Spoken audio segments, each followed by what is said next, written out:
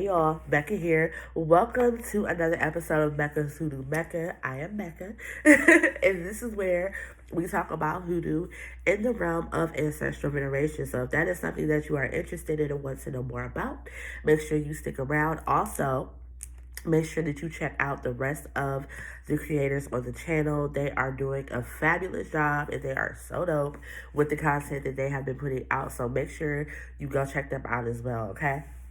So, it is still National Women's Month, and in the air of National Women's Month, I wanted to close out this month talking about something that is very sentimental to me. I feel like I say that a lot. This tradition as a whole is just very sentimental to me, but I want to talk to you guys about something that I'm actually going to be embarking on this summer, and that is birth work.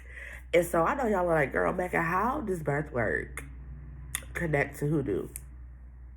I'm glad you asked because I'm gonna tell you. So, to know me is to know if you don't follow me on any other social media, if you're not on my Twitter, not my Twitter, my YouTube here, I am very upfront about the fact that I myself struggle with reproductive issues. I have PCOS, which is polycystic ovarian syndrome, and that is a hormonal imbalance that makes it sometimes hard for a woman to conceive, right? Doesn't mean that it never happened. It just means that it's hard for it to happen. And so when I got diagnosed back in 2015, I want to say I spent like maybe a year or two like sulking. Like I was so upset because there was a point where I was like, I don't want kids. But then as I started to get older, I was like, maybe I'll have a little rat running around here one day. But I feel like the reason that I didn't want kids is because, and don't worry, this is all going to connect, is because I pretty much had a big hand in raising my brothers and my sisters. I am the oldest of six, and so I was junior mama, okay? Like, when my mom was working, I was doing all the things. I was getting them off the bus, I was feeding them, making sure homework was done, making sure baths were taken, all of that good stuff. And I did that from the time that they were infants until they was out the house. And so, well, until I was out the house, rather, because I'm the oldest.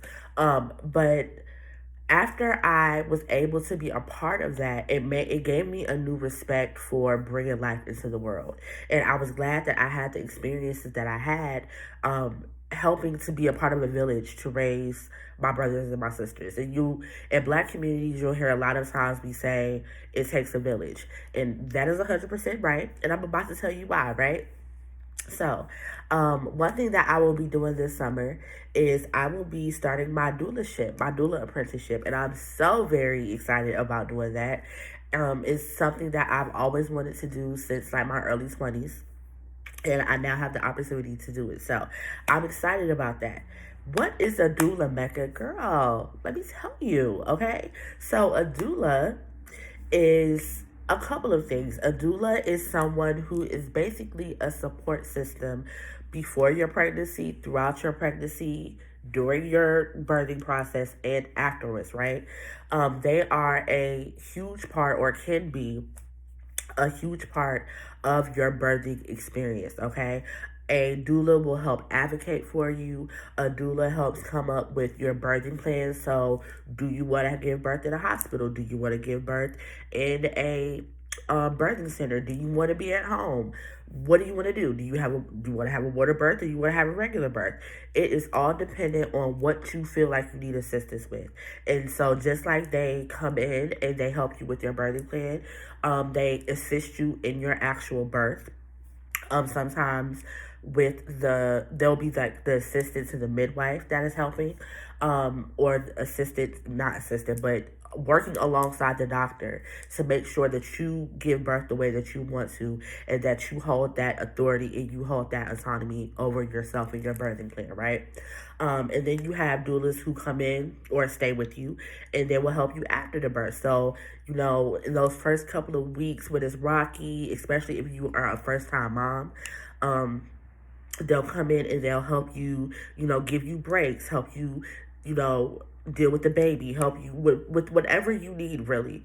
And so a lot of times when we have doulas come into the situation, they form a bond. Like, excuse me, they basically, there's doulas who watch these kids grow up. They're attending birthday parties, they're attending, family events, because you literally just help bring a life into the world. So a doula is a very strategic's not the word I want to use. It's a very personal choice. It's a choice that you should not take lightly, right? But so like I said, I will be starting that in June, and I'm excited. But the reason that this connects is because doulas aren't something that are new, right? And I know a lot of people are like, I have never in my life heard of a doula, a midwife, or anything of the sort. I know, a lot of us didn't. But the way that this connects to hoodoo is things like doulaship and midwives and things like that. They are a part of our tradition as Black folks, right? And the reason for that is because back in the back days, okay, where we weren't in hospitals, or just like today, where our autonomy and our authority wasn't taken seriously in these medical spaces, a lot of people were birthing at home, and they were birthing at home around moms, around grandmothers, around sisters. And these are things and people that were called our village, our community. And personally, I think it's a beautiful thing. And I know that in the event that I do conceive, that is the type of birthing experience that I want. And I want someone to be able to be there to hold space for me, to be able to advocate for me in the event that I can't advocate for myself.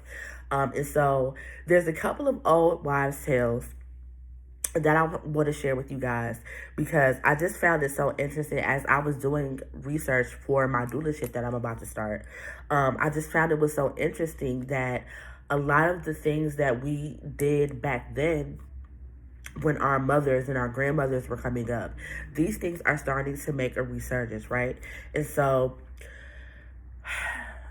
the way that this connects is the fact that a lot of the women who were a part of these birthing experiences, the moms, the grandmas, the aunts, and things of that nature, these were also root workers most of the time. These were also conjure folk.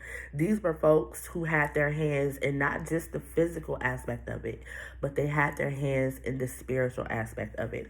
And I think that is so beautiful, because bringing life into this world is such a intricate, spiritual, sacred thing. And I know that if I have the pleasure to ever conceive, that is something that I will be taking so seriously, to the point where people are going to be sick of me, okay? It's going to be roots, and it's going to be placenta and umbilical cords everywhere, okay? Because I am not playing with my birthing experience. And so, like I said, it's a very spiritual experience. And so because of that, there were certain things that we as Black folk did when we were bringing babies into the world, right? So, example, a couple of wives' tales that I pulled from my aunties, okay?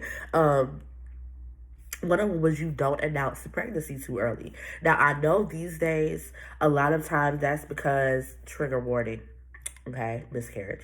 But a lot of people don't like sharing their pregnancy until they are a certain amount of months along, because of a previous miscarriage that might have happened, or just wanting to make sure that the pregnancy reaches a certain mark before you tell people, right?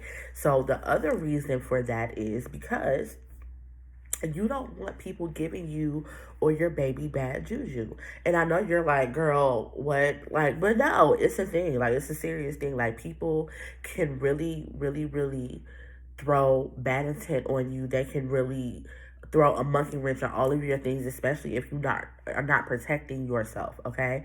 So a lot of women, according to my aunt, did not tell anybody about their pregnancy for at least the first 3 to 4 months, right? So the second one is, you don't let just anybody rub your belly.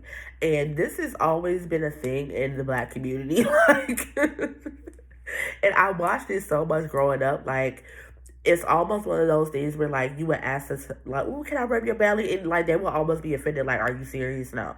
And I saw it when my sister was pregnant. Like she would get so angry about people wanting to touch her belly. And so when I came across that, or I actually read about it first, and then my aunt told me about it, she was like, "It's an energy transference." And I started to think about it because I'm like, that's very true. That's very much so an energy transference. And everybody's energy is not the most pristine, right? There's some folks walking around here with some icky, yucky energy, and don't nobody want that transferred to their child, okay? But one of the most beautiful things that I found out, and I found out this years ago, was about how when the baby's finally born, when it's here, man, you have your mom, your grandmother, your sisters, whoever was a part of your birthing experience, take the child and they gather some herbs, which is why it's important, okay, to know your herbs, especially if you are wanting to dive into root work, conjure, whatever. Herbs are very important, okay? Because they don't only just have medicinal uses, they also have spiritual uses, right? But they would take the baby and they would bathe the baby in herbs. They would wash the baby in these herbs, and it was a means of protection. It was a means of welcoming the baby in the world, you know, giving the child their identity. Like that's such a beautiful, beautiful way to bring a child into the world. So these are just things that were really integral in my decision to want to become a doula. For me, yes, it's the physical aspect, but it's a lot more about the spiritual aspect of it. I think being born into a world where you're surrounded by strong women and you are surrounded by women who are praying over you and, you know what I'm saying, just covering you in protection, that is a beautiful thing. And these things are also hoodoo, okay? So, if you want to learn more about that, you can Google it. All of the things that I talked about are Googleable. Oh, I said that right this time. They're Googleable. And you can do research for yourself on these things, okay? So, I hope you guys join me next week. Next week, we will be starting to talk about altars and how to construct an altar, the basics of an altar, what you should have on it. But we're going to start with the most important piece, and that is how to discern the spirits that you are communicating with, right? Because it's very important when you build an altar that you don't have just any old body at your altar, okay? And you can actually let them know that it's not okay, or if it is okay, to be at your altar. So we will be discussing that and talking about the difference between trickster spirits and the other different spirits that we may encounter, okay? So if you are interested in that, make sure you stick around for next week's show. I come on every Wednesday at 3:33 Central Standard Time.